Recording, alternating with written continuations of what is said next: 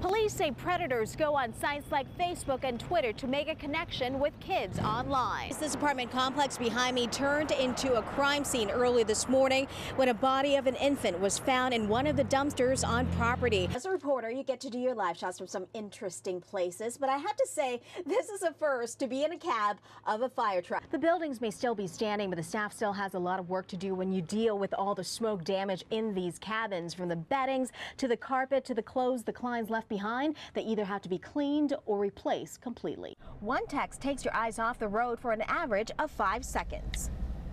And at 55 miles per hour, that's equal to driving the length of this entire football field completely blind. I got a glass of wine, some popcorn, and take a look at this. I got the whole theater to myself. Specifically, for every dollar spent locally, about 45 cents stay in the local economy. Yeah, friends and attorneys confirm Willison was found dead by her boyfriend, Judge Stephen Jones, at her home last night. A number of electric car charging stations will be installed between here and Reno by the end of the year. Right now, stocks down about 19 points, almost 20 this Friday. That's after the Dow dropped 21 points yesterday. It's always that exciting time to see what the new phones will look like, because a lot of these new phones now are great, especially the ones that are waterproof. Have you seen that commercial? I was a big Hello Kitty fan growing up, right? Now Brian's daughter loves the character, which very much resembles a kitty, but now it turned out this toy is actually not a cat at all. Yeah, it's so cool to get an inside look yesterday, and the park is really coming together. And this morning we sent our helicopter right over. Chopper 8 is high above Kawabunga Bay in Henderson. Well, holiday leftovers, from turkey to ham to baked potatoes, we all have it in our fridge right now, right? But how long should you keep certain things in the fridge to make sure you don't get sick? That story coming up next. In the early morning of April 18th, 2002, police found the body of 17-year-old Naisha Johnson on Kyle Canyon Road near Mount Charleston. For someone to stab her 100 times, that was pretty brutal. Stabbed and left to die, the injuries so severe that, according to Naisha's mother, Marie Sumlin, she was only able to identify her teenage daughter by the jewelry she was wearing. I miss her so much. I just do. Naisha Johnson's murder is one of more than 1,000 cold cases Metro Police currently handles. David Culver is a detective with the agency's cold case detail, the lone person left in the unit due to budget cuts. Just a few short years ago, where we actually had 9 solves in 1 year.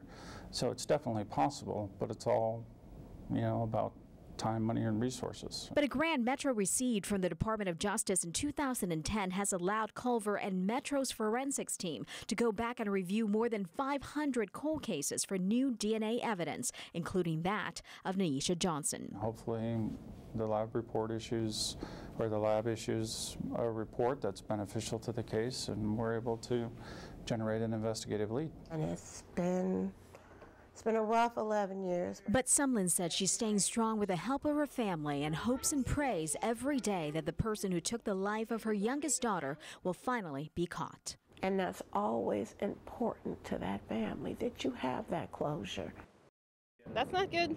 Somebody can take it and use it. Oh, you just want to have a good time, don't you? And fun, not worry about someone stealing all your money. But that could easily be the case after what we saw on the back of these bar receipts from Tao. Scary. It's kind of scary. You're looking at the blurred out imprints of the customer's credit card information. That includes their full names and complete card numbers in print for everyone to see. It's worrisome because identity theft is so easy to accomplish just with this information right here. The credit card receipts belong to 2 producers here at 8 News Now. Both went to Town nightclub over the weekend.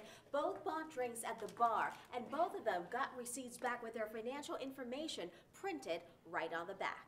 As far as I know, this is the first incident I have seen of something like this. Detective Stacy Twigg with the Metro Fraud Division said what she sees here is not illegal. According to her, businesses can use whatever means they want to record your credit card information. But was it irresponsible? I don't see the need for this to be on a customer's receipt. That's just my opinion. But again, I would ask Tao why they do that, because I really have no idea why they would do that. I've never seen that before. We did reach out to Tao, and this is what they have to say. Quote, "We have always taken careful precautions to protect our guests' credit card privacy. To our knowledge, there haven't been any incidents of credit card fraud originating from our venue. We are looking closely into this incident and will be reviewing all policies and procedures to ensure that our guests' privacy is never compromised." End quote. According to authorities, your privacy is vulnerable almost anywhere now. So the bottom line, always do everything you can to protect your identity and financial information. Patranya, Bhoolsuwan, 8 News Now. Oh, now they're ready. Since 1996, Camp Cardwell has brought smiles and laughter to thousands of kids with life-threatening illnesses. Among them, 8-year-old Ismaria Magana, who was diagnosed with leukemia when she was just 3 years old. It makes her happy, she forgets about other things. 16-year-old Kylie Magana has been coming to camp with her little sister over the last few years.